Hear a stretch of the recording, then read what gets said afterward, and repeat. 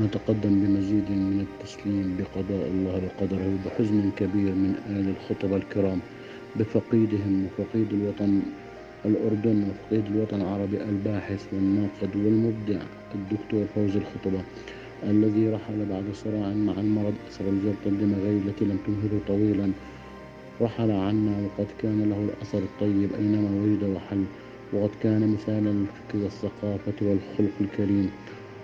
رحم الله الفقيد رحمة واسعة، وألهم أهله الصبر والسلوان، ولا نقول إلا ما يرضي الله، إن لله وإنا إليه راجعون.